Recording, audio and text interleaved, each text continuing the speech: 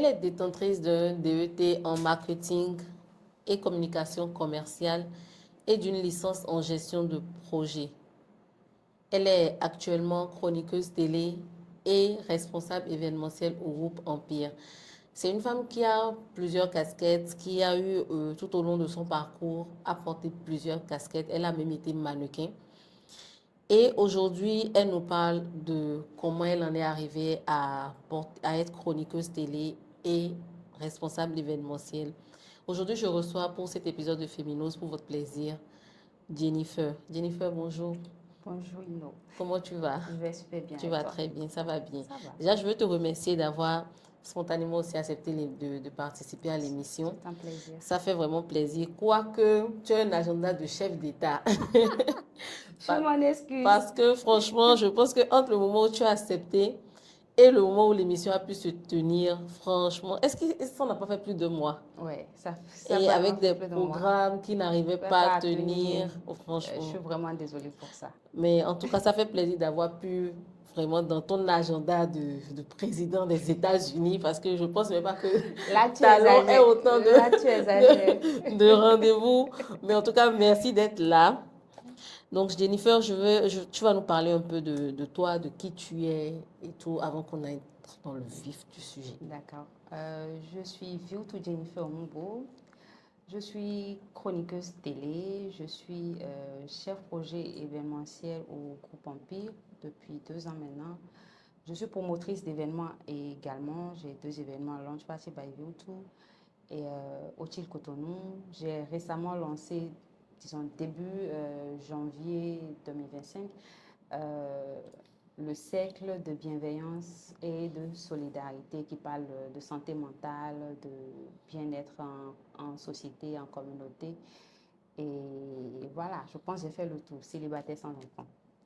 Ok, d'accord. Mais tu m'as dit que avant d'obtenir tes diplômes après le bac, qu'il y a eu quand même une période un peu difficile. Ce n'est pas comme la plupart des gens qui, bon, comme il y a un soutien, dès après le bac, ils s'inscrivent en faculté ou à l'université et continuent. Donc, tu peux nous parler un peu de ce parcours? Alors, j'ai eu mon baccalauréat en 2012, 2012-2013. Et tout juste après, déjà avant, il y avait de petites complications liées à ma situation familiale. Ok. Et disons qu'après le baccalauréat, j'ai été lâchée par tout le monde. Je me suis retrouvée du jour au lendemain responsable de moi-même, à m'occuper de ma gueule. Et tu avais quel âge à peu près pour cette Je ne période? sais plus, peut-être 21 ans, Wow. 20 ans, 21, 22, mais si, je ne sais plus, il y a longtemps. Ouais. Et j'avais pas de boulot, j'avais jamais eu à m'occuper de moi-même. Donc C'était très totalement compliqué. en fait du jour au lendemain, c'est-à-dire que Juste, tu n'avais comme ça. pas déjà l'habitude au moins de faire peut-être de petits trucs, Non. tu étais totalement à la charge Non. de la famille, Ouais, puis j'étais du jour au totalement à lendemain. la charge des parents, de mon père en l'occurrence. Un peu avant le baccalauréat, j'étais restée avec ma mère. Et, Donc tes parents étaient séparés? oui, ils étaient séparés. Ok. Et non, j'avais pas de job, c'était même, j'avais pas d'activité, c'était même interdit. Papa ne voulait pas qu'on fasse d'autres choses à part les études. Les Donc, études. j'étais pas du tout habituée et il fallait que je me débrouille et qu'au milieu de ça, je fasse des études parce qu'il n'était pas question que j'abandonne. Mais est-ce que au moins tu étais logée? Ou bien il fallait aussi que tu te débrouilles genre totalement? Là aussi, il fallait que je me débrouille. Heureusement, j'avais un ami, je lui ai dit, coucou Ézéchiel au passage, qui m'avait hébergé chez lui. On partageait le loyer, on partageait la paye du loyer ensemble. J'y arrivais pas toujours. Je pense que je lui dois encore 3 mois de loyer. Et, ouais, c'était compliqué. C'était une période très compliquée. Et avant que je ne me retrouve un tout petit peu, ça m'a pris 2 ans avant que je ne reprenne les études. Donc, j'ai perdu 2 ans après Et pendant ces 2 ans, tu faisais quel type d'activité? Parce que Alors, j'imagine tu as fraîchement le bac, tu n'as pas l'habitude de te débrouiller, tu étais genre totalement prise en charge, Oui. biberonnée littéralement. Donc, comment ça se passe quand on se retrouve du jour au lendemain comme ça? Alors, heureusement, quand j'ai rejoint ma mère, elle m'avait inscrite à une formation de perlage. Ok. Et donc, je faisais des perles, les colliers, les bijoux en perles qui ne coulaient pas des masses parce Ok. que les gens ne connaissaient pas la valeur de ce genre de choses. Ok. Le matériel coûtait extrêmement cher et les gens ne voulaient pas acheter au juste prix. Donc, j'ai dû vite laisser tomber. Je faisais des services d'hôtesse, la plonge pour les services traiteurs. Ok, donc genre les événements, tu allais pour les aider. Oui, pour les aider. Et en fin de journée, on vous payait quoi? 1500, 2000 francs. Waouh. Et parfois, vous avez de la nourriture avec. Waouh. Ouais, c'était très compliqué. Voilà, je dansais aussi, donc des petits marchés par-ci C'était quel type de par-là. danse que tu faisais? Je faisais principalement les danses de salon, Ok. salsa, bachata, Ok, donc tu avais un merengue. partenaire de danse. Pas vraiment. Je pense que je vous l'avais dit en off, j'ai fait l'UKE. Dès mon baccalauréat, je me suis inscrite à l'UKE, Union Ok. culturelle et artistique des étudiants. Mhm. Et cette institution comporte plusieurs sessions. Il y avait la Ok. session danse classique, donc salsa, bachata, merengue, tout ça. Danse moderne, il y avait afro, coupé, décalé, tout ce que tu veux. Et danse Waouh. traditionnelle, mannequinat, bref. Mais C'était c'était le la con... danse qui t'avait toi attiré. Ouais. Je voulais faire de la musique. Je voulais faire de la musique parce que je chantais avant mon... Je voulais faire carrière dans la musique avant que tout ça ne me tombe dessus. Oui. Je voulais être artiste chanteuse, je voulais travailler à la télé, voilà quoi. Et donc quand je suis arrivée, le ACE et le l'UCAE sont côte à côte. Et tu pourrais penser, si tu n'es pas un habitué des lieux, que c'est la même La même institution. chose. Ok. Donc moi, je me suis inscrite à l'UKE pour la musique, pensant que c'était le ACE. Ok. Au final, je suis restée parce que j'avais déjà commencé là, j'ai pu faire de la musique. J'ai trouvé d'autres sessions et j'ai évolué. J'ai pas de regrets, j'ai pas tellement de regrets aujourd'hui. Et voilà, la formation, elle était gratuite. Bah, tu t'inscris, je pense que l'inscription coûtait 500 000 francs, un truc comme ça. J'ai même pas pu payer. C'était Eugène, un grand frère à l'époque, qui avait Qui a payé payé. pour moi et qui avait fait mon suivi, si vous voulez, mon mentorat les premiers mois. Coucou Eugène au passage. Et voilà, donc des petits contrats de danse qui ne payaient pas beaucoup non plus. 5 000, Massy, 10 000. Wow. Je pense que le plus gros cachet que j'ai eu en tant que danseuse dans le milieu, c'était avec Cécimé. Je pense que c'était 50 000. Wow. C'était comme des millions à mes yeux parce que c'était l'un des plus gros cachets que je Caché, oui. gagnais depuis que j'avais commencé tout ça. On était allé au Togo, tourner le clip là, Ya Ya Ya avec Almok, c'était incroyable. Wow. Voilà, donc j'ai enchaîné des petits boulots comme ça, des petites activités. Et j'ai fait quelques économies. Mon petit ami de l'époque L'époque. aussi avait mis la main à la poche. Je pense qu'il m'avait donné 50 000, un truc comme ça à l'époque, Wow. pour reprendre L'école. ouais, la première année. Donc j'ai fait la première année. Entre la première année et la deuxième année, lui et moi, on s'est séparés. Donc j'ai continué mon chemin seul. Et j'ai eu le DUT, ensuite ma licence. Donc, en fait, même quand tu continuais, tu m'as dit que tu avais eu une bourse. Tu as postulé pour une bourse dans le temps à Oui, UPIB. à UPIB. Mais la deuxième année, c'était déjà une demi-bourse. Et la troisième année, tu devais tout En payer. fait, dès la première année, c'était une demi-bourse Ok. parce qu'il y avait quand même quelque chose à payer. Je pense que c'était 120 000 ou un truc comme ça. Ok. Et l'inscription coûtait 25 000. En tout cas, le tout devait tourner, toutes les dépenses que j'ai faites là, devaient tourner autour de 130, 150 000 Ok. pour commencer. Et la deuxième année, la scolarité était à 200 000. Ok. C'était pas une bourse, ça, parce que si tu peux 200 000. La scolarité, c'est une semi-bourse. La scolarité coûtait dans les 400 000, Ok, 500, 400 600 000. 000 là-bas à Et l'époque. comment tu as fait pour payer ça après? Parce que la troisième année, tu as dû payer le plein pot. Oui, bah, je n'ai pas arrêté de faire mes petits jobs. Ok. Entre-temps, dans le mannequinat, ça avait pull-up, comme on dit. Ça avait commencé par bouger un peu. J'étais tout le temps, tous les week-ends, j'étais Les forcément podiums. sur un show. J'ai arrêté la danse. Au début, j'associais avec les services d'hôtesse. Ben, il paraît que l'image du mannequin ne va pas trop avec Les hôtesses. avec l'image d'hôtesse. Il faudra que John Beda m'explique ce truc-là Mais finalement comment aujourd'hui. l'image du mannequin ne va pas avec celui d'hôtesse? Il paraît que le mannequin est... Un cran au-dessus des hôtesses?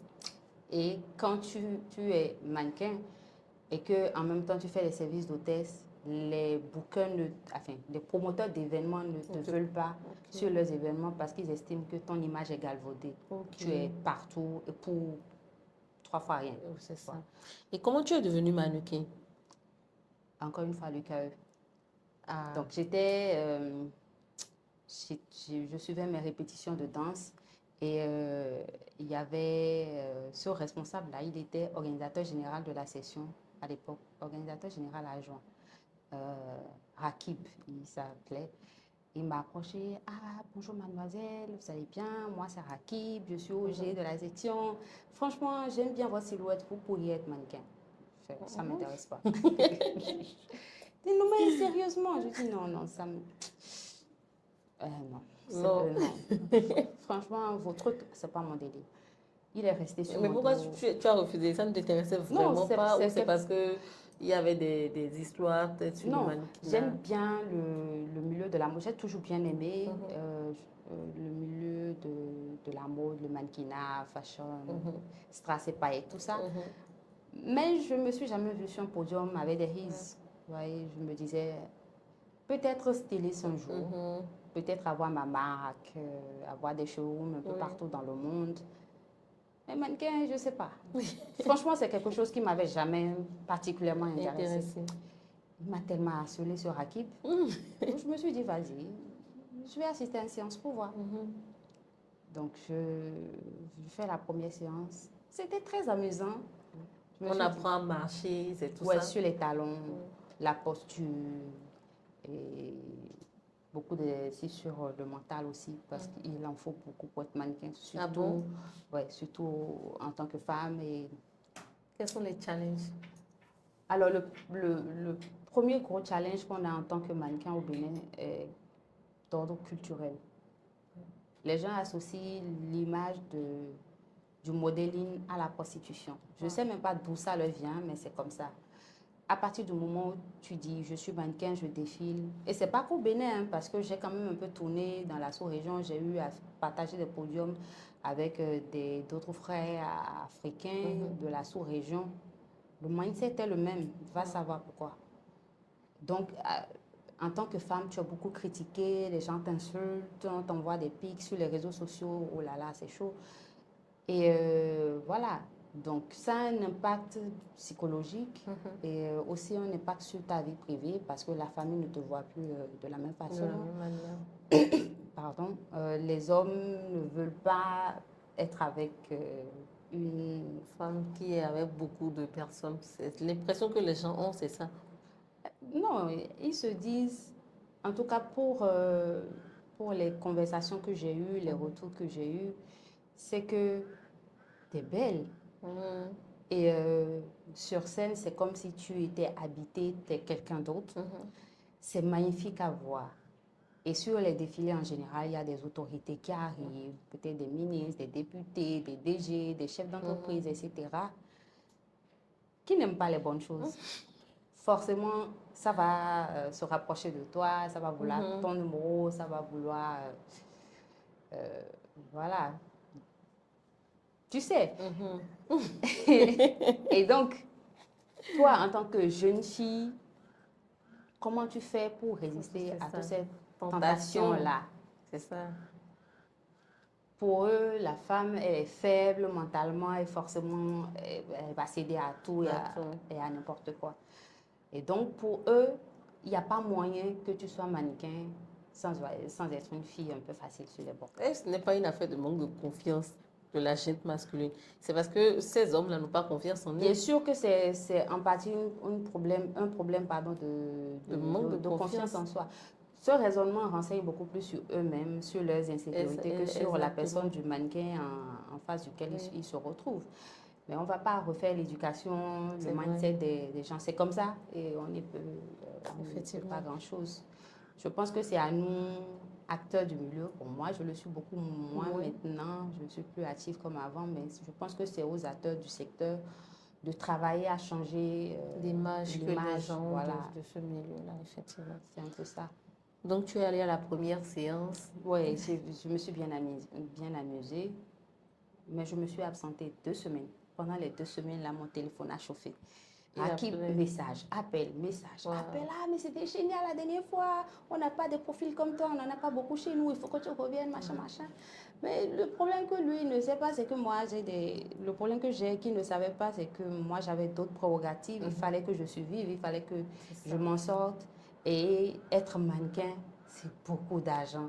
Il faut acheter des chaussures et puis il faut les changer régulièrement parce que ça va s'user. Et il faut en avoir de différentes couleurs. Il faut avoir un noir classique, un noir un peu fantaisiste. Il faut avoir un marron. Mais attends, ok, d'accord, c'est parce que c'était dans le truc là, le groupe étudiant qu'ils ne pouvaient pas financer ça, c'est ça? Personne ne te financera ça. Wow. Pour débuter dans le mannequinat, c'est comme quand tu veux commencer la coiffure. Il faut avoir le matériel de base pour commencer. Qui va te financer ça? C'est pas ta maîtresse, ta formatrice. Tu achètes ton matos toi-même. Et le matériel de base du mannequin, c'est les chaussures. C'est les chaussures, des chaussures, sous-vêtements. Oui, c'est la base. Wow. Et tu dois en avoir de qualité. Et il y a une sorte de concurrence dans le milieu. Qui s'habille mieux que qui porte plus de marques que qui. On est dans les trucs inutiles comme ça dans le milieu. Ça fait partie du jeu. Oui. Mais voilà, pour moi qui venais de me faire lâcher par toute ma famille, qui peinait à manger, qui passait 2, 3, 4 jours, 5 jours sans rien manger et qui parfois se retrouvait à quémander, parce que ça m'est arrivé, frapper à la porte du voisin et lui demander si je pouvais avoir un peu de gari et tout. C'était pas des heures glorieuses pour moi. Donc la dernière chose dont je me préoccupais, c'est aller faire la journée sur des talons. Franchement, il est tellement resté sur mon dos. Et je me suis dit, vas-y, je vais me débarrasser de lui. J'ai eu un petit job dans la foulée là. Et je suis allée à Bulgarie avec, il s'appelait comment cette fille-là, Chris. J'ai oublié son prénom. Elle faisait partie des anciennes de la section. Elle m'a mis à Bulgarie. On a acheté ma première paire de His. C'était à 1500. À l'époque, dans une friperie, c'était pas très stable. Mais je me débrouillais avec. Et l'aventure a commencé comme ça. J'ai fait mon premier show à l'université. C'était la rentrée culturelle et artistique. C'était ça. Et à l'époque, il y a 10, 12 ans, quand on dit événement sur le campus, c'est des milliers de personnes qui sont là. Imagine ton premier défilé alors que tu es timide. J'étais très timide à l'époque, super réservée. Je n'aimais pas me mélanger aux gens, j'étais tout le temps dans mon coin. Donc imagine un peu le stress, le trac. J'ai cru que j'allais m'évanouir à plusieurs reprises. Mais tout s'est bien passé. Je pense que je suis devenue un peu la chouchou des étudiants, le starlet en quelque sorte. Ça m'a permis de faire mon petit bonhomme de chemin. Et voilà. Et dans ton parcours de mannequinat, tu n'es pas seulement resté qu'au campus? Non. Je pense j'ai dû rester au campus 1 an seulement. J'ai commencé en 2013. Mais je pense déjà fin 2013, j'avais déjà commencé par être sollicitée à l'extérieur parce que c'est vrai que c'est une section, c'est une institution estudiantine, mais on avait des connexions avec l'extérieur, avec le milieu professionnel directement. Les stylistes avec lesquels on travaille, c'était des stylistes professionnels, ce n'étaient pas des étudiants, des personnes qui étaient déjà bien assises dans le milieu de la mode. Donc, quand ils viennent et qu'ils repèrent un talent ou un profil qui pourrait correspondre à une collection qu'ils vont lancer bientôt, bah, ils te font appel. Donc, j'ai commencé par me faire un peu d'argent. En tout cas, le mannequinat, à l'époque, avait changé ma vie. Ça m'avait aidé à me retrouver un tout petit peu mieux.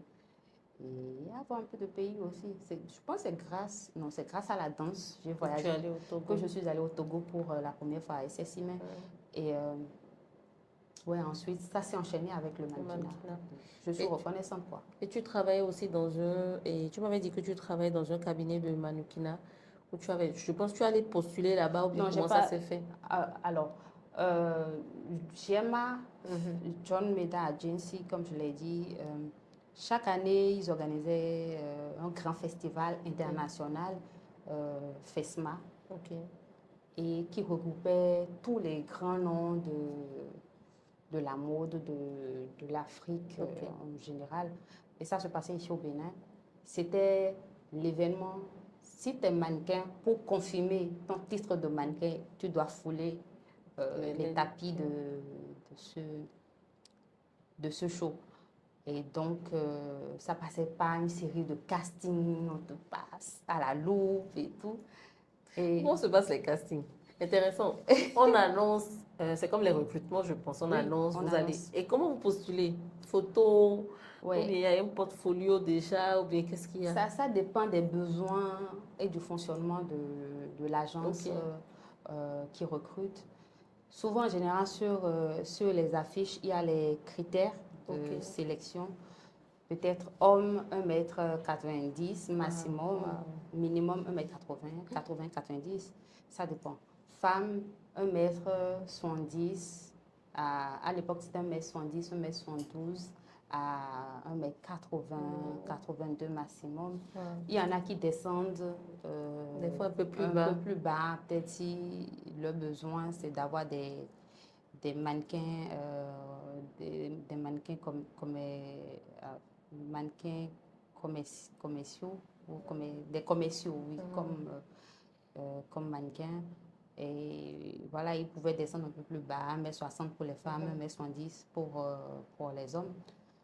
Et donc, fonction de ça, toi, tu connais tes mensurations. Exactement. Si tu corresponds, Tu postules. tu écris au numéro et tu envoies tes coordonnées. S'ils ont demandé un portfolio, tu envoies ton portfolio, Ok. non pas de book. Tu envoies avec tes critères, taille, ouais, mensuration, poitrine, pour les femmes, poitrine, Ok. taille, bassin. Si c'est demandé, pointu, mais voilà. Et si tu arrives à passer cette étape-là, on passe maintenant à Au l'étape de casting. casting physique où tu viens, Et tu défiles. oui, tu fais un catwalk, on voit comment tu marches, est-ce que tu as le truc ou pas, est-ce que ton profil correspond aux besoins du show. Parce que chaque show avec ses besoins, chaque marque avec son identité et donc ses besoins en l'occurrence. Tu peux être refusé chez Balmain et être reçu chez Chanel. Wow. Et Ça les dépend. castings, en fait, on vous dit automatiquement refuser ou bien on vous laisse tous passer et on vous laisse mariner pendant des jours, des heures, ou bien c'est genre, tu pars, tu sais en même temps si c'est bon ou pas. Encore une fois, ça dépend de l'agence Ok. qui recrute. Parfois, on donne les résultats en même temps. Ils se rapprochent parce qu'il y a souvent un jury, là, ils se Ok. concertent, Entre eux ils pour font décider. les points et ils délibèrent immédiatement. Ou soit on vous libère tout juste après les passages et on vous envoie des messages. Après. Ceux qui sont retenus se retrouvent dans un forum WhatsApp et tu sais que ça y est, je suis dans le show. Ah. Ah. C'est ça Donc, un c'est peu. comme ça que tu t'es retrouvée à participer à la FESMA. Oui, donc j'avais pas l'argent pour m'inscrire, mais je voulais absolument y être. Et j'avais un ami très proche à l'époque, enfin, il était fan de ce que je faisais et il m'a écrit sur les réseaux sociaux, on est devenus amis, en griffe. Et voilà, avec le temps, on est devenus assez proches. C'est lui qui a payé mon inscription. Foy, il s'appelait, Foy Muguet. Il a payé mon inscription. Et enfin, je lui en avais parlé. Ah, j'aimerais bien participer au FESMA et tout, mais actuellement, je n'ai pas les sous. Je pense que c'était 5 000. Hein. Je pense que Wow. c'était 5 000. Mais je n'avais pas les 5 000 dans cette période-là. Et je n'avais pas de job. J'avais pas... C'était une période un peu creuse. Et j'étais là un matin, il m'a fait un dépôt. Il m'a dit, c'est pour te soutenir. Je dis que je suis fan de ce que tu fais, j'aime ce que tu fais. C'est ma façon de contribuer. Voilà, je me suis inscrite, j'ai commencé les répétitions et J'ai passé le casting. Et voilà, j'ai fait le défilé. Wow, ça s'est bien passé. C'était traumatisant. En quoi? C'était traumatisant. Franchement, ceux qui travaillent dans le milieu de la mode, c'est pas des temps. Ils sont pas gentils. Les stylistes, les coachs. Il faut être mentalement très fort Très pour fort. être mannequin, pour travailler en tant que modèle dans le milieu de la mode. C'est très dur. rude. Est-ce que vous vous rendez compte qu'à l'époque, je pesais 57 kilos, mais on me disait que j'étais obèse? Obèse. John m'a dit que j'étais obèse. John, tu m'as dit que j'étais obèse. 57 Obèse, kilos. Oui, 57 kilos. 57 kilos. Il m'a dit que j'étais grosse, que j'étais obèse. Et j'ai longtemps complexé Wow. par rapport à ça. Pourtant, je savais ce que ça signifiait d'être obèse. Oui. Mais ça m'avait quand même atteint psychologiquement. Et des commentaires de ce type. Oh, t'es trop grosse. Oh, trop de fesses. Mais vous mangez vraiment trop. Ah, mais pense à mincir. Ah, mais ton ventre, il est un peu gros. Hein. Pourtant, tu as un ventre plat. Plat, oui. Avec 57 kilos, je pense qu'il n'y a vraiment pas de chance d'avoir du ventre. Mais je revois mes photos de l'époque aujourd'hui. Je me dis, mais c'était quel côté de mon corps là qui était gros? Parce que j'étais effilée comme ça, j'étais toute maigre. Waouh. Oui. C'était dur. Et moi, l'un de mes plus gros péchés, c'est que je fais pas 1m80, je fais 1m70 seulement. Et c'est les personnes qui sont le plus rabaissées dans le milieu. Quand tu n'es pas très... Tu vas en baver. Et ça, c'est sûr. Donc, c'était tout le temps des commentaires sur ta tête. Non, on va faire autre chose, modèle commercial, modèle photo. Ouais, c'est bon, mais qu'est-ce que tu fous ici? Tu n'as pas ta place ici. Ah non, le mannequinat, c'est pour les 1m80, machin. Même sur les réseaux sociaux. Tu vois, quand on fait les photos, vous faites un shooting, par exemple, et tu vois les filles, elles sont élancées, 80, 85, il y en a 90, elles sont bien grandes, bien minces. Et toi, avec tes 1m70 là, t'es toute petite comme ça, au milieu. Les gens ne sont pas tendres dans les commentaires. Wow. Du tout. Wow. Ou tu as un styliste qui dit, ah non, celle-là, je ne la veux pas. Elle est trop grosse, elle a trop de fesses. Ah non, celle-là, elle est moche. Ah non, ça te sort ça comme ça. Les gens, là, n'ont pas d'état d'âme, tu vois. Wow. Donc, il faut être mentalement prêt pour être mannequin. Je ne sais pas comment ça se passe en Asie, en Europe et autres. Mais chez nous, ici au Bénin, c'est dur. Wow. C'est vraiment dur.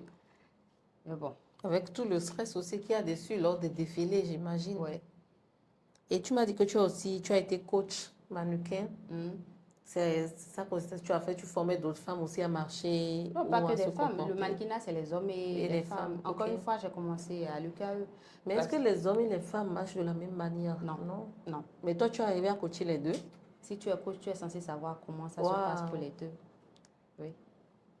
Donc, le système à l'UKE, c'est tu te fais former gratuitement et tu et formes toi, d'autres personnes. voilà, à ton tour. Donc, j'ai commencé à former, je pense, comme je l'ai dit, j'ai commencé en 2013. En 2015, j'étais déjà organisatrice générale de la section. Pour vous dire que je suis allée très vite.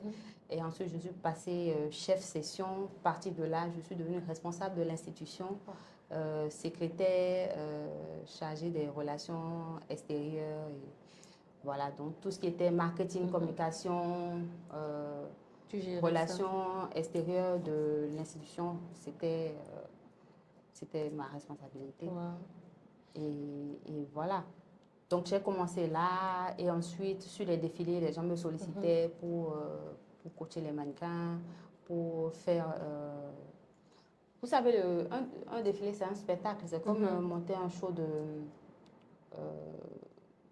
avec un artiste chanteur. Oui, chanteur. Il faut une schématisation, il faut un tableau global et chaque sortie est un spectacle. Ça se prépare en amont. Et c'est le chorégraphe qui s'en occupe. Donc, le coach de mannequin peut être le chorégraphe. Souvent c'est les deux. C'est les deux. Donc, j'étais assez souvent sollicitée sur des événements pour ça. Et c'est d'ailleurs ça qui m'a donné l'idée de lancer mon agence de... Ouais. Agence de coaching et modèle photo. Ouais, j'avais commencé avec Odyssey Picture, c'est un photographe. Et voilà. Et tu as quand même recruté, formé combien de mannequins comme ça? Alors, le but, pour moi, c'était ni de me faire de l'argent, ni de recruter le plus de mannequins possible. C'était surtout de m'occuper des mannequins qui étaient dans mon cas, qui n'avaient pas la taille nécessaire. La taille adéquate, voilà. Et tout ça. Et qui, dans les formations, souvent, sont laissés de côté. La formation est plus sérieuse au niveau des mannequins de grande taille qu'au niveau des mannequins de petite taille. Et surtout, dans les agences, il n'y a pas de formation pour le modeling photo. Toutes les formations sont orientées vers le mannequinat podium. Pourtant, tout ça. Ce qui donne l'argent dans le mannequinat, ce n'est pas... C'est pas le mannequinat podium? Non. C'est le modeling photo? Ce qui donne l'argent, c'est faire des contrats avec des marques. Oui, c'est vrai. Et pour ça, il faut aussi être l'égérie de ces marques-là. Exactement. Et oui, c'est vrai que le mannequin podium, de façon presque systématique, est appelé là-dessus et tout, mais ce n'est pas le même univers. Exactement. Mannequin photo, la formation pour être mannequin podium n'est pas la même que pour être mannequin photo. Donc, tout le monde se débrouille dans le milieu, il n'y a pas de réelle formation. Donc, je me suis dit, vas-y, je lance mon truc et je m'occupe du volet modeling photo. Donc, j'ai commencé, je pense que j'ai eu 2-3 vagues d'étudiants avant de laisser tomber. Et pourquoi tu as arrêté de cette agence-là? Alors, j'ai arrêté parce que avec mon associé de l'époque, Odyssey, quand ça a commencé par prendre, je ne sais pas ce qui s'est passé, il n'était plus trop apte il ne semblait plus intéressé, ou il voulait faire son truc de son côté. Donc, on venait pour pour les séances de coaching parce que c'était une formation par immersion. Donc, c'était directement au studio pour la plupart du temps. Parfois, on va sur le terrain avec des photographes. Les photographes avec lesquels je travaillais principalement étaient Johannes Mauna, Odyssey et Darimage.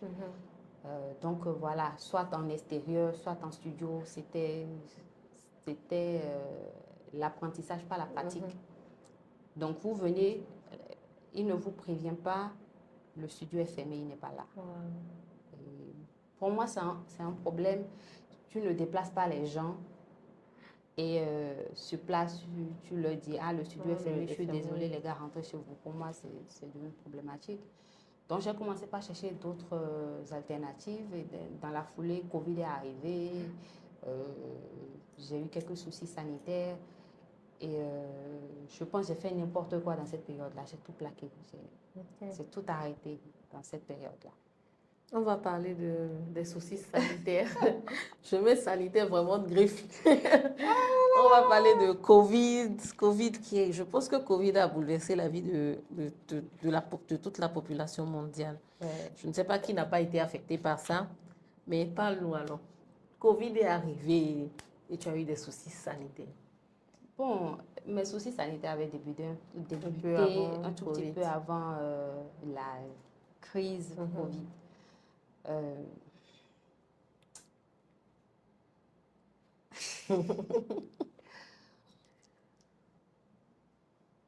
Disons que fin 2018, j'ai été diagnostiquée dépressive.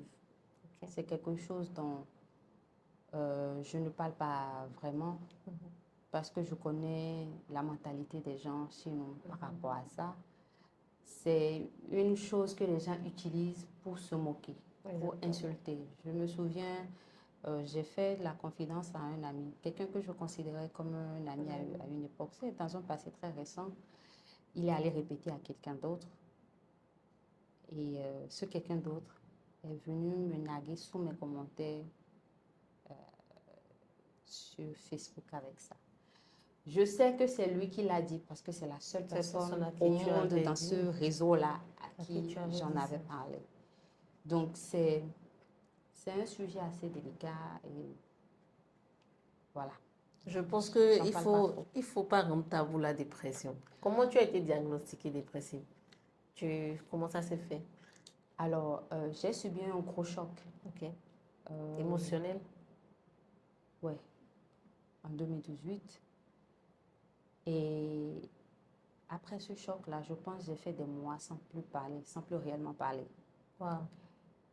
Et j'ai fait un burn-out. Ça, je ne savais pas. Tout ça, je vais découvrir ce que c'était après. J'ai fait un burn-out, je n'arrivais plus à dormir. Et pour dormir, il fallait que je m'enivre. Wow. C'était le seul moyen de pouvoir dormir un peu. Et j'étais tout le temps malade. Je me sentais fatiguée, j'avais mal à la tête, j'avais mal au ventre, j'avais mal... En fait, j'étais mal. En fait, le corps donnait des alertes. Et j'avais même pas les moyens d'aller à l'hôpital. Ouais. Quand ça a commencé, ça a duré des mois, hein. J'étais pas bien du tout. Et c'était l'année où je devais soutenir ma licence, l'année de ma licence. Je pense que je n'ai pas pu aller au cours plus de 10 fois au cours de cette année-là. Ouais. J'étais tout le temps mal. Et comme je faisais partie quand même des meilleurs de ma promotion, l'école m'a appelée. Ah, mais Jennifer, on ne vous voit plus en cours. Plusieurs profs m'ont appelé aussi. Qu'est-ce qui s'est passé? On ne te voit plus du tout en cours. Tu ne donnes pas de nouvelles. Les camarades avaient même fait une délégation pour venir me voir à la maison parce qu'ils ne comprenaient pas. Et moi, mais je ne savais pas ce que j'avais. Donc, j'ai essayé d'expliquer du mieux que possible. Mais va à l'hôpital. Je dis, je n'ai pas les moyens. Donc, l'école m'a demandé de venir voir l'infirmier de l'établissement pour que lui pose son premier diagnostic. Ce qui a été fait, moi, il m'a prescrit des analyses et tout que je n'ai pas pu faire. Et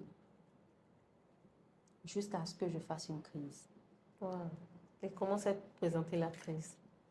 J'étais à la maison, je puisais de l'eau et j'ai commencé par, disons que j'avais l'impression que mon corps était devenu raide d'un coup et que mon visage bougeait tout seul, un truc comme ça. Wow. Je ne pouvais même pas crier, ma voix était partie. Et il y a la puisette qui me tirait vers l'intérieur du puits. J'en étais là quand une voisine est sortie par hasard. Et m'a Dada Jenny, je ne répondais pas. Donc, elle a couru vers moi, elle a compris qu'il y avait un souci. Elle est venue m'aider et je suis tombée. Quand je suis tombée, ma maman était dans la chambre, la fille a commencé par crier, les gens sont sortis, qu'est-ce qui se passe et tout.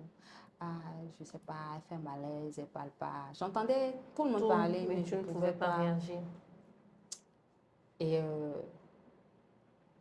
ce soir-là, je ne suis pas allée à l'hôpital, mais quand je me suis retrouvée, je suis sortie de la maison parce que la cause de mes crises, de mon mal-être était dans la maison.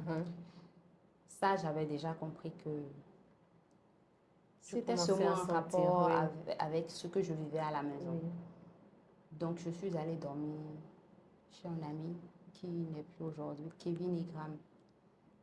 Je suis allée dormir chez lui et le lendemain, je suis allée à l'hôpital. Et quand je suis arrivée, il m'a dit, mais pourquoi ça vous a pris autant de temps pour arriver après les premiers tests? Pourquoi ça vous a pris autant de temps? Et vos résultats ne sont pas bons. Ils ont pris ma tension, tout ça. Apparemment, je faisais une paralysie périphérique. Wow. Et heureusement, bénigne, c'était pas si grave. Donc, j'ai été hospitalisée. Mais ça aurait pu finir en AVC. C'était ça. C'était déjà un début d'AVC. C'était ça. Mais c'était périphérique. Oui. Périphérique. J'ai été immédiatement hospitalisée. On a fait les premiers soins et il a demandé des analyses. Tout était négatif. Et il m'a laissé quelques jours le temps de me retrouver un peu et il m'a appelé dans son bureau. Qu'est-ce qui vous arrive? Je dis, je ne sais pas, je me sens mal et tout. C'est pour ça que je suis là, mais c'est à vous de me dire ce que j'ai. Et il m'a demandé si j'étais mariée. J'ai dit non. Si je venais de connaître un divorce, une rupture, un truc comme ça, j'ai dit non. Vous avez quel problème à votre si jeune âge? Je pense que je devais avoir 25 ou 26 ans à l'époque. Pour être en train d'avoir ce que vous avez, vous êtes beaucoup trop jeune. Qu'est-ce qu'il y a? Moi, je ne comprenais pas la question qu'il me posait parce que pour moi, je suis malade comme tout le monde, tu vois. Quand je vais à l'hôpital, ce n'est pas pour que le médecin me demande qu'est-ce qui vous arrive, c'est pour qu'il me donne des réponses concrètes, tu vois. Il m'a dit, madame, votre solution n'est pas chez nous. Je pense que vous faites une dépression. Je ne suis pas psychologue, je ne suis pas psychiatre, donc je ne pourrais pas confirmer à 100% pour ça. Il faudra aller voir un psychiatre. Mais votre solution n'est pas chez nous, il faut voir un thérapeute. Ça semblait être une grosse blague pour moi. Franchement, je ne l'ai pas pris Au sérieux? Est-ce que je vais dire que je ne l'ai pas pris au sérieux, mais... Non, je ne l'ai pas pris au sérieux. En fait, ça m'a juste fait rigoler en mode dépression. Bon, j'en entends parler, mais il parle de quoi? Moi, je ne comprends pas de quoi il parle. Ok, je fais une dépression, d'accord. Il a prescrit des trucs. Il m'a dit, mais tout ça, ça soigne les symptômes. Il faut régler le problème, trouver la source du problème et crever l'abcès. J'ai compris, j'ai suivi le traitement. Mais à partir de cette période-là, je ne me suis plus jamais sentie véritablement bien. Et pour moi, je pensais que j'allais mieux, que ça y est, c'est bon, c'est réglé et tout. Je ressentais la tristesse, le mal-être, tout ça. Mais je te disais que c'était normal, que ça va passer. Non, pas que c'était normal. Je savais que c'était lié à tout ce que je vivais parce que j'en bavais énormément. Et ça, depuis des années, je traversais énormément de situations. C'est comme si ça s'enchaînait, ça s'arrêtait jamais. Mais je me disais, bon, vas-y, quoi. Ça va passer puisque je travaille, je suis acharnée. Ça va finir par s'arrêter à un moment donné. Donc, je ne m'attardais pas dessus. Jusqu'à ce que... En fait, c'est récemment que j'ai compris tout ce qui s'est passé dans cette période-là. J'ai de plus en plus commencé à m'éloigner de mes amis, de ma famille. Je ne participais plus au casting, je n'allais plus au défilé. J'ai arrêté de faire le sport, j'ai pris des kilos, beaucoup de kilos. Je ne sortais plus de chez moi, j'ai arrêté le mannequinage, j'ai tout plaqué. En fait, juste du jour au lendemain, comme ça, sans aucune raison. Il n'y a pas... C'est vrai que je ne gagne pas beaucoup d'argent dans la mode et que j'ai jamais eu envie de faire le mannequinat et j'ai jamais pensé que j'allais en faire une carrière toute ma vie. Je savais qu'à un moment donné, j'allais arrêter. Mais pas comme ça, quoi. J'ai tout plaqué, j'ai arrêté mon agence. Juste comme ça. C'est-à-dire qu'en fait, tu t'es isolée de tout. Ouais, je me suis coupée de tout et de tout le monde. Et quand les gens venaient me voir, les amis s'inquiétaient, venaient me voir, ça m'énervait. Ouais. Et voilà. Comment tu as pu en sortir? Je n'en suis toujours pas sortie. Wow. Je veux dire, aujourd'hui, je sais ce que c'est. Maintenant, je comprends. Oui. Je connais les déclencheurs, je sais quelle est la cause et je travaille dessus. Okay. Je travaille dessus. Il a fallu que je fasse une autre crise récemment pour réaliser que... Une seconde crise encore? Oui, et cette fois-ci, au travail, en pleine réunion avec les collègues. On m'a amenée à l'hôpital, je me suis réveillée, j'étais connectée à plein d'appareils, à plein de médecins sur moi. Et on me dit, ne paniquez pas, vous êtes à l'hôpital. C'était horrible. J'en rigole là, mais c'était horrible. De se lever le matin, d'aller au boulot et quelques heures après se réveiller à l'hôpital avec plein de visages inconnus. C'était une journée qui avait commencé comme une journée habituelle. Ouais. Je me sentais déjà mal en amont. J'avais même demandé quelques jours pour rester à la maison me reposer. Mais pour moi, c'est que c'était juste de la fatigue liée à mon boulot. Ouais. Je ne savais pas que c'était la suite de tout ça, oui, que je n'avais pas pris le temps de régler. Et donc, le diagnostic est revenu. Là, on m'a emmené voir une psychiatre qui a confirmé le diagnostic. Et voilà, on a commencé une thérapie que j'ai arrêtée pour le moment. C'est de la mauvaise foi ou c'est Non, vraiment... c'est dur. C'est difficile. C'est très difficile. C'est très, très difficile. Et les médicaments vous assomment. Le traitement vous assomme, ça vous pompe. Et ça vous prend du temps parce qu'il faut aller plusieurs fois en consultation.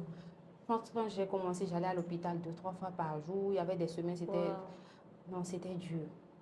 Et pas du tout facile à combiner avec le travail que j'ai. Et le pire, c'était les problèmes de concentration.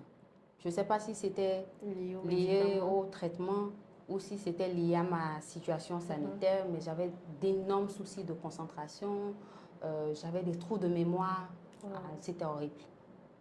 Donc j'ai suivi le traitement pendant, je pense, 2 mois, 3 mois. 3 mois, ouais, 3 mois. J'ai arrêté. Je vais reprendre. Je pense que c'est Mais important. il faut que je trouve une autre façon de le faire parce que cette façon-là, je risque de perdre tout ce que je suis en train de construire là. Parce que problème de concentration alors que tu es event planner, c'est pas possible. Ça marche Surtout les pas. trous de mémoire. Ah non. J'avais de gros trous de mémoire. Ma patronne n'était pas très contente de moi, mais voilà. Donc j'ai arrêté le traitement d'abord histoire de trouver quelque chose de plus adapté. Mais au moins maintenant je comprends, je sais ce que c'est et on travaille sur, je travaille sur. Et comment tu dirais à quelqu'un, quels sont les premiers signes d'une dépression? Pour quelqu'un qui ne sait pas peut-être, quels sont les signes qui doivent vraiment alerter sur la dépression? Parce que je pense qu'on ne parle pas assez souvent de santé mentale en Afrique et au Bénin. Quand on parle de dépression, les gens pensent totalement, quand on te parle d'aller voir un psychologue ou un psychiatre, les gens pensent déjà non, je ne suis pas fou, alors que ça n'a rien à voir avec la folie. Ouais. Bon, je ne suis pas vraiment une spécialiste de la santé mentale, donc dire comme ça quels sont les premiers symptômes, franchement, ce serait outrepasser mes compétences.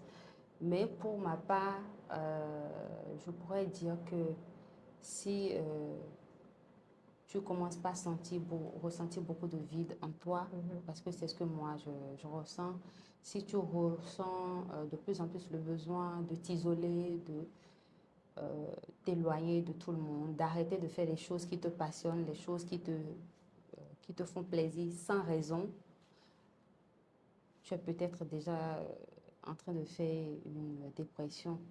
Si tu piques des crises de colère sans raison, tu deviens...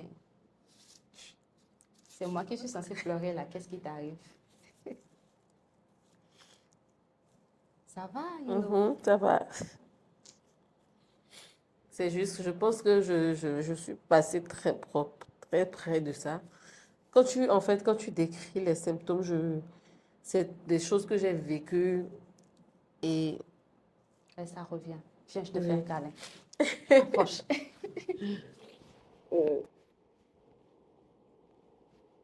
Ça va aller, ça va. Je pense que je suis passée très près de la dépression quand j'écoute tout ce que tu as dit. Je ne sais pas ce qui, moi, a été ma bouée de sauvetage. Je ne sais même pas si je suis déjà totalement sortie de ça, mais je pense que beaucoup de gens passent par la dépression sans s'en rendre compte. Oui. Et souvent, je me rends compte que souvent, même ceux qui dépriment ou ceux qui sont en dépression, c'est ceux qui blaguent le plus aussi sur les réseaux, qui distribuent les blagues, qui sont tout le temps en train de poster des blagues et qui sont les plus actifs souvent. Peut-être pour ne pas se rendre compte de la réalité de ce qu'ils vivent et tout ça. Bon, en tout cas. Donc, si vous vous sentez fatigué, trop fatigué, si vous sentez un grand vide en vous, si je te laisse compléter. Oui, surtout la fatigue. Extrêmement fatigué pour rien et constamment. Vous êtes peut-être en train de faire une dépression. N'hésitez pas à consulter. Ne vous arrêtez pas seulement aux généralistes ou des médicaments de fatigue, mais n'hésitez pas à consulter un psychologue pour commencer, qui pourra vous orienter chez un psychiatre si le cas est plus grave. En tout cas, je pense que c'est très important de parler de santé mentale. Et tu m'as dit que tu voulais lancer un événement dont tu as commencé. Non, tu as déjà lancé? Oui, courant 2024, parce que c'est vers le milieu, disons, le début de la deuxième partie de l'année 2024 que j'ai fait ma crise. Et j'avais besoin de parler. Oui. J'avais besoin de parler à quelqu'un qui puisse me comprendre, quelqu'un qui ne soit pas... ne va pas te juger. Qui ne soit pas mon psychiatre ou mon psychologue, et qui comprennent de quoi je parle et qui me disent « ouais, t'es folle, c'est parce que t'es folle » ou qui va ramener ça quand on aura une conversation professionnelle, va me ramener ça « ouais, de toute façon, tu ne vas pas bien dans ta tête, tous tes neurones ne sont pas alignés », ce genre de choses. Et j'en ai pas trouvé. J'en ai pas trouvé, j'en ai pas eu. Wow. J'ai cherché un groupe de paroles, de personnes qui traversent ce genre de situation parce que je ne comprenais pas trop ce qui m'arrivait. Sans fausse modestie, j'estime que je suis l'une des personnes les plus fortes mentalement que je connaisse. Et si moi, j'en arrive à faire une dépression suffisamment grave pour faire des crises, c'est que nul n'est à l'abri. Exactement. Et donc, il fallait que je parle à des gens. Je n'ai pas trouvé. Wow. Je n'ai pas trouvé. Et les gens autour de moi, en tout cas les proches qui étaient au courant, je pense ne mesuraient pas la gravité de ce que je traversais, à quel point c'était dur pour moi. Il n'y avait personne. Ouais. J'allais à l'hôpital seule. Je revenais, je devais jongler avec le boulot, avec la pression et mon boulot, énormément de pression. J'ai trouvé personne. Aucun club, personne. Ça n'existait pas. Et quand je me suis un peu retrouvée, je me suis dit, il faut faire quelque chose. Et c'est dans cette foulée-là que j'étais là en train de cogiter quand j'ai vu la mort de Praouda passer. Oui. J'ai fait un post là-dessus et je faisais une sorte de bilan, si vous voulez, parce que courant 2024, fin 2023, courant 2024, j'ai perdu beaucoup d'amis. Et l'une des causes récurrentes, c'était AVC. AVC, insuffisance rénale. Et je me suis dit, c'est forcément lié à la qualité de vie que nous, les jeunes, nous avons aujourd'hui. La vie est dure. Et on n'a pas de moyen de décompresser. Parfois, il suffit juste de parler. De trouver une oreille attentive. Parler est très important parce que pour moi, ce qui m'a sauvée, je pense, c'était la qualité de mon entourage. Ouais. Parce que j'avais déjà eu autour de moi des personnes qui étaient passées par là, par les situations que j'ai vécues récemment, et à qui je pouvais parler sans être jugée. Et je pense que c'est l'une des choses qui m'a sauvée et qui continue de me sauver parce que je ne pense pas que je sois déjà sauvée. Mais je pense que c'est très important de trouver des gens qui peuvent t'écouter sans te juger, qui peuvent te laisser te libérer, qui peuvent comprendre que peut-être certaines de tes réactions que tu as n'est pas à prendre personnellement, mais due peut-être à l'état dans lequel tu es. Et c'est très important. Moi, mon entourage, je pense, pour la plupart des gens qui n'ont jamais connu ça. Wow. Ils ne comprenaient pas. Et ça me posait des questions qui m'agaçaient, du genre, mais je ne comprends pas, tu te laisses aller, mais tu vas continuer à aller à l'hôpital tous les jours, mais tu gagnes combien par mois, mais tu n'es pas riche, pourquoi tu fais ça, arrête le traitement, ça c'est un truc de blanc. Wow. La dépression, ce n'est pas un truc de blanc. Si à un moment donné, j'ai arrêté de parler avec certaines personnes parce que ce que je vivais déjà au quotidien n'était déjà pas facile pour moi. Je déteste les hôpitaux. Et j'étais obligée d'aller au CNHU 2, 3 fois, 4 fois par semaine. Je déteste cet endroit au point, mais je n'avais pas le choix. Si en plus de cette charge mentale-là, je dois gérer les gens qui n'y comprennent rien, qui me jugent et qui m'assènent de questions, je ne vais pas m'en sortir. j'ai arrêté de parler à certaines personnes. Je me suis... Et je me demande si c'est parce que beaucoup de jeunes font aussi et qui entraînent aussi les AVC, c'est que finalement tu ne trouves personne à qui parler Exactement. et tu emmagasines en toi, tu ne peux pas libérer et du coup en fait bah, le cerveau surchauffe. À force de Oui, garder, à un moment donné, ça explose juste. explose, oui. Oui. Donc Ah. voilà, j'ai fait une petite analyse et j'ai eu plein de témoignages inbox. Ouais. Les gens m'ont écrit, il y en a eu en commentaire, il y en a eu inbox en mode ah actuellement franchement ce que tu dis là c'est vrai, ça ne va pas et je ne sais pas à qui parler, les gens autour de moi ils ne peuvent pas comprendre, je ne sais pas à qui m'adresser. J'avais plein de trucs comme ça. Je pense que je fais une dépression, j'en sais rien, je n'ai pas vu de spécialiste, voilà ma situation, voici. Je me suis dit merde. Donc je ne suis pas seule. Non. J'ai fait un post, je dis, bon, écoutez, est-ce que ça vous dirait que je lance un truc où on pourra se voir entre personnes folles, puisque vous nous appelez des fous, pour parler de ce que nous traversons et comment on peut transcender ça pour retrouver une vie normale, équilibrée, si vous voulez. Et les réactions étaient juste incroyables. Wow. Les réactions étaient quoi? Ah oui, moi je veux bien, je donne ceci, moi je donne cela, moi je fais ci, moi... Oui, je veux. Et en 2 semaines, j'ai lancé le truc, j'ai créé le forum et on a fait notre première rencontre le 12 janvier dernier. Et c'était combien? Il y avait combien de personnes comme ça? Il y avait 33 personnes. Wow. En présentiel? Oui, en présentiel. Wow. Il y avait 33 personnes. J'ai ramené un psychologue qui en venait à ramener un autre de ses collègues. Et voilà, ceux qui voulaient se vider, on peut avoir une oreille de professionnel, parler. On a créé, si vous voulez, une ambiance où les gens pouvaient se sentir en confiance, en sécurité, parler de leurs blessures, parler de leur traumatisme et trouver des approches de solutions ou ne serait-ce qu'une oreille qui écoute sans juger et qui tapote l'épaule et qui dit tu n'es pas seul. Tu n'es pas seul. Tu vois. Et ça s'est très bien passé. J'ai eu de très très belles réactions, de bons retours. Et les gens continuent de m'écrire pour faire des adhésions. Là, on est dans la phase où on essaie de rendre le truc un peu plus professionnel, un peu plus organisé, avec des fiches d'adhésion, parce qu'on parle quand même de personnes qui viennent parler de leur vie privée. Exactement. Il ne faut pas qu'on se retrouve avec des personnes qui auront publié la vie des gens sur les réseaux sociaux pour que j'ai des problèmes. Je veux bien faire, mais je veux pouvoir garder ma liberté aussi. Donc voilà, on a fait une fiche, un règlement intérieur et on a repris les inscriptions, les adhésions, on a repris progressivement. Et je pense qu'on a fait une deuxième rencontre d'ici fin mars. Ah oui. C'est un peu comme les groupes de parole que les alcooliques anonymes, les anciens drogués font, je pense, à l'extérieur. Je pense que c'est tellement important en fait. C'est quelque chose de différent. D'un peu différent.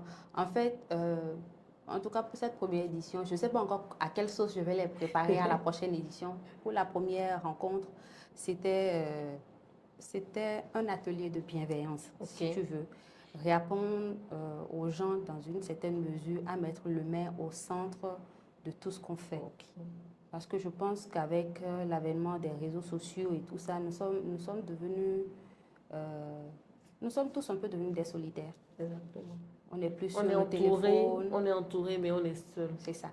Donc, qu'on réapprenne à prendre soin les uns des autres, à être gentils les uns avec les autres, à faire montre de solidarité envers ceux qui nous entourent. Et je me dis, je ne peux pas changer tout le Bénin, mais à mon échelle, si j'ai 20 personnes qui comprennent ce que je veux faire et veulent suivre le mouvement avec moi, on va créer le mouvement. Donc, c'était des ateliers de bienveillance, affirmation de positivité, de puissance, des exercices pour relâcher la pression, comprendre ce qu'on traverse et avoir les âmes pour gérer quand ça ne va pas. Savoir que, OK, quand ça va mal, je peux appeler un membre du cercle et pouvoir discuter Les psychologues sont là, on peut aller vers eux. Ah, monsieur, j'ai tel souci, qu'est-ce que vous en pensez, vous? Et si besoin, aller en consultation. Donc, c'est beaucoup plus ça qu'un groupe où on vient juste dire Ok, je bonsoir, m'appelle je tant, suis je vis Jennifer, je tant. suis dépressive. Non, c'est pas du tout ça. Ah, ok, donc on va parler de comment tu es devenu chef projet événementiel du groupe Empire. Ok. Euh, euh, c'est une histoire intéressante. Moi, je vivais ma vie. Je pense qu'on était à la veille de la deuxième édition officielle de Haute-Île Cotonou, mon deuxième événement. Et mon ami, pourquoi je pas son prénom? Il est responsable de Tempête Info. Tempête Info.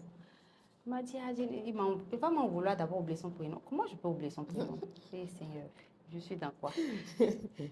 Bref, il m'a contacté. Tu sais, j'étais avec monsieur Ulrich la dernière fois et on a une conversation et il recherche un profil type qui correspond un peu, je pense, à ta tête, à ta gueule. Et donc, je lui ai brièvement parlé de toi et il voudrait te rencontrer. J'ai dit, ah oui, monsieur a dû me rencontrer, moi, comment, pourquoi? Moi, je suis qui? Je suis personne. Et il dit, ah, toi là, toujours en train de te sous-estimer. En tout cas, voilà, je te dirai. Donc, on a convenu d'un programme. Je pense que c'était un mardi matin, 9h. Monsieur Adjovi est arrivé très en retard. J'étais dans Tu as tout. dit il a eu 2 heures de retard. Oui, il est arrivé vers 11h, sinon un peu après. Et j'étais dans tous mes... J'ai horreur du retard. On est deux. J'ai horreur, mais foncièrement horreur de ça. Je me suis dit, mais attends, mais... Ok, d'accord, je sais, c'est une autorité, il est occupé, tout ça. Mais moi aussi, à mon échelle, s'il est occupé, qui me dit je suis occupé? Comme ça, moi, je vais faire autre chose en attendant. le temps qu'on puisse se trouver au moment où il est libre. Mais on me fait poireauter de 9h à 11h, voire midi. Ah non, moi, je ne suis pas d'accord. Dès que mon ami il est arrivé, je l'ai chargé. Mais vous n'êtes pas sérieux, machin. On en était là. Il dit, non, mais tu sais, monsieur Adjovi, il est occupé. Je dis, oui, je comprends. Sur le principe, je comprends. Mais pourquoi me faire poireauter? Moi-même, je suis occupée. Tu sais que mon événement est dans moins d'une semaine. J'ai des choses à faire. Je n'ai pas de temps à perdre. Je ne comprends pas. On en était là quand monsieur Adjovi lui est arrivé. On est monté à son bureau et tout. On a échangé les civilités. Il me demande de me présenter. Je fais ma présentation et vite fait, je lui fais histoire de planter le décor. J'ai horreur de retard, du retard. Vous étiez très en retard. Il fait direct, j'aime ça. Après, j'ai fait un long plaidoyer sur le retard. Je ne comprends pas, il ne faut pas faire perdre du temps aux gens, machin, machin. Je sais qu'il a compris, mais il fallait que je m'assure qu'il avait bien compris. Mais là, avec le recul, je me demande, tu comptes sur quoi, ma fille? Tu vas dans le bureau des gens et tu fais genre... Alors que c'est toi qui cherches même Alors le que boulot. tu n'es personne, tu n'as rien. Non, je ne cherchais pas de boulot. Tu ne cherchais pas de boulot, mais tu étais juste partie juste parce qu'on t'a dit, On m'a dit on qu'il cherche un voulait... profil. J'avais mes activités. En fait, c'était pas curiosité, je pense. Ouais, j'étais curieuse de savoir ce que c'était, ce qu'il voulait, qu'est-ce qu'il attendait. Et surtout, je voulais rencontrer la personne parce En que... fait, je pense que c'est ça qui a fait que tu t'es sentie si à l'aise. Parce que si tu t'es mis en mode recherche d'emploi, tu allais être plus complexé. Ouais. Mais comme tu étais surtout curieuse, j'étais curieuse sentie à et l'aise. je voulais le rencontrer parce que je l'admire énormément. Je pense que c'est... Ouais, C'est un des grands acteurs du c'est un showbiz exemple béninois. de succès en fait. Ouais. Donc, ouais, je voulais rencontrer l'homme et je savais qu'avoir une conversation avec lui, ça ne pouvait que me profiter. Ouais. Surtout que lui fait à très très grande échelle ce que toi, moi je faisais à petite échelle à mon niveau. Tu vois. Donc, on a eu une très longue discussion sur le boulot, etc., etc. Il m'a dit prétention salariale. Je lui ai dit qu'il ne peut pas me payer, que je coûtais. Ah, Jenny, toi aussi, tu te prends la tête, ma fille. J'ai dit non et tout, que ce qu'on va faire, on va trouver un juste milieu. Je serai en freelance ou bien un boulot qui ne va pas m'obliger à être tout le temps là et devoir arrêter tout ce que je fais déjà. Oui. Parce que j'ai quand même travaillé des années pour en arriver là. Je ne veux pas tout envoyer valser comme ça. Il a dit, OK, d'accord, prétention salariale. Je dis, bon, je n'étais pas venue dans l'optique de... Voilà, donc franchement, je ne sais pas à combien évaluer, combien il pourrait me payer et tout. Il m'a dit, OK, vas-y, tu vas réfléchir, je vais te laisser mon numéro, tu réfléchis et après, tu me dis. Donc, j'ai réfléchi, je lui ai dit. Et il y a eu un silence. Il a dit, OK, d'accord, mais après, plus rien. Et je pense 2 mois après, je reçois un appel, un message, je ne sais plus. C'était Madame Vigie Boulou, celle qui gère le département event du groupe Empire, celle qui gère Empire événementiel. Ah, voilà, votre dossier, votre numéro m'a été envoyé par Monsieur le Riche, et vous avez reçu et tout et tout. OK, on a une activité. Je pense que c'était l'organisation du dîner de gala des 25 ans, de célébration des 25 ans de NCA. Empire événementiel étant l'agence event de NCA, voilà, de NCA. Donc on m'a appelé là-dessus. Je pense que j'ai bossé pendant 2 mois et demi. Je pense que tout le monde a été satisfait de mon travail. En tout cas, c'est ce qu'on m'a dit. On m'a proposé une période d'essai. Je fais la période d'essai et après on m'a proposé un contrat. Donc tu as un contrat là-bas. Comment ça se passe? C'est beaucoup prenant, je pense. Ah oui. Mais c'est challengeant. Je n'ai plus de vie, pour ainsi dire. Mais tu es épanouie parce que tu fais ce que tu aimes. Professionnellement, à 100%. Ouais. Je fais ce que j'aime. Il y a de gros défis, il y a des gros challenges. Parfois, c'est énervant parce que tu dois gérer les humeurs, les caprices des humains. Et, franchement, c'est énervant. Mais la plupart du temps, c'est cool. Et tu as dit aussi que tu es chroniqueuse télé. Ouais. Parle-nous un peu de comment tu as atterri là. Parce que déjà, c'était pas du tout dans tes diplômes ne t'amenaient nulle part là-bas. C'est vrai que tu as dit qu'au début, tu avais toujours voulu être journaliste ou chanteuse.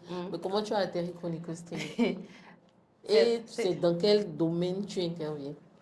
Alors, je pense que me retrouver à TVC Bénin en tant que chroniqueuse, c'est une suite logique de beaucoup de choses. Être mannequin, ça vous amène à faire beaucoup d'interviews. Je suis habituée à me retrouver devant les caméras, à parler, etc. J'adore ça. Et donc, ça, en plus du fait que sur les réseaux sociaux, surtout sur Facebook, je prenais régulièrement la parole sur divers sujets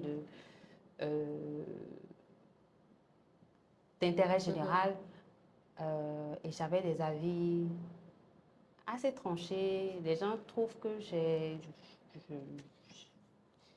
beaucoup de jugeotes. Et donc, ça faisait qu'on m'invitait régulièrement sur des plateaux télé, sur des radios pour intervenir sur des sujets. Voilà, les gens aimaient bien avoir mon cerveau sur le plateau. Pour le peu que j'ai compris. Et voilà. Dans la foulée, j'avais lancé également un mouvement sur Facebook où j'achetais mon ticket, j'allais sur des événements et je faisais un reportage live, pas écrit, sur Facebook. Je retranscrivais en temps réel tout ce qui se passait, pas écrit. Parfois, je mettais de petites photos, de petites vidéos, mais c'était beaucoup plus des tests. Et donc, de plus en plus d'événements avaient commencé par me solliciter. On m'envoyait des badges, on me proposait des petits contrats, par-ci, par-là. Moi, je le faisais pour le kiff. Franchement, ce n'était pas pour l'argent. Mais si l'argent vient avec, qui suis-je pour dire non? Donc, voilà. Et un jour, j'étais là, Exi, quelqu'un que j'ai rencontré à l'UKE, lui, il était dans la session MUR, Mouvement universitaire du rap, il faisait du rap. Il m'appelait un jour parce qu'il avait vu un de mes passages sur TVC, sur une autre émission. Et voilà, on m'avait invité pour intervenir. Et il avait dit, ah, mais Jennifer, j'ai une émission sur TVC, tu le savais? Je dis, non, je suis chroniqueur sur TVC et tout. À l'époque, il n'était pas chroniqueur, il était l'animateur principal Ok. de, De l'émission. de l'émission. Donc, ah ouais, je voudrais bientôt recevoir un de ces cartes. Est-ce que ça t'intéresserait? J'ai dit oui, pourquoi pas. Je vais sur l'émission une, deux fois. Et là, un jour, je pense peu de temps après, il m'écrit, ah Jenny, tu sais, ça te dirait pas de travailler à la télé? Wow. Je fais, ouais, pourquoi pas? Je suis déjà devant les caméras, je fais des interviews, je suis un peu dans le cinéma, j'ai déjà tourné dans des films et tout. Oh, les caméras, comme ça me connaît. Ça fera une expérience, une belle expérience de plus. Donc, il me dit, ok, tu sais, je vais discuter avec Naomi Nefertiti, c'est l'actuelle chroniqueuse principale de l'émission. On va voir la faisabilité. Je vais lui donner tout le monde. Naomi m'écrit, ah Jenny, machin, j'aime beaucoup ce que tu fais, je suis allée sur tes réseaux, j'adore, machin. On a besoin de ton énergie. Ok. Ça te dit? Je dis, ouais. On commence quand? Elle dit, bah, prochaine émission. Je dis, d'accord, j'arrive. Et voilà, ça fait un peu plus d'1 an que je suis avec eux maintenant. Et ça se passe Et c'est plutôt quelle bien. émission? L'émission parle de quoi? Brigade J. Brigade J, ça parle de mode, ça parle musique, ça parle actualité. Voilà. Donc, on a plusieurs rubriques. On a la rubrique Super Talent, par exemple, qui va à la découverte des talents d'ici et d'ailleurs, dans la musique, dans le sport, peu importe. Tant que c'est un super talent et que c'est intéressant, On va le découvrir. c'est ça. Découvrir et ramener pour que le grand public voit. On a le On en parle, par exemple, qui est une rubrique où on débat de faits de société ou de sujets voilà, qui touchent globalement la communauté. On parle mariage, on parle relations humaines, on parle psychologie, on parle de plein de choses. Et il y a la rubrique Week Look où on critique les looks des personnalités publiques. Béninoise ou dans le monde? Dans le monde en général, mais beaucoup plus les Béninois. Ah, wow. Voilà. Et comment, avec tout ça, comment tu arrives à avoir une vie privée ou carrément tu n'as pas de vie privée? Parce que... Ma vie privée, c'est mon boulot. Waouh. Bon, disclaimer. C'est vrai que ça fait une phrase, ça sort comme une phrase de psychopathe. Je vous rassure, je ne suis pas une psychopathe. J'ai une vie privée, mais la plupart des gens qui sont dans ma vie privée sont dans ma vie professionnelle également. Donc, ils comprennent et voilà. Et de toute façon, comme je le dis souvent, nul n'est trop occupé pour avoir du temps pour ceux qui comptent. Donc, et tu trouves du temps aussi pour toi-même quand même? pas beaucoup. Mais Est-ce que tu fais des efforts aussi? Oui, je fais des efforts. J'essaie de danser quand je peux, de faire du sport. Je fais un peu de kickboxing. J'ai arrêté depuis un moment. Il faut reprendre. J'avais arrêté à cause de mon traitement. De la santé, oui. Ouais. Et voilà, je n'ai pas encore réellement repris le sport, mais danse, plus un peu de cardio. Je vais à la plage, regarder le coucher du soleil, marcher dans le sable, des trucs comme ça, sortir avec les amis. Ouais. Je fais de mon mieux. Bah, merci beaucoup, Jennifer. Je pense que j'ai passé un moment très, très intéressant. Et moi donc? J'ai pleuré. Ouais. Mais franchement, merci pour ton passage. Merci de t'être rendu disponible. C'était très, très Merci intéressant. à vous pour l'intérêt. Et merci de nous rappeler que c'est très important de prendre soin de notre santé mentale. Ouais. En tout cas, tu nous tiendras au courant pour le prochain événement en mars. D'accord, avec plaisir. Merci. Ciao.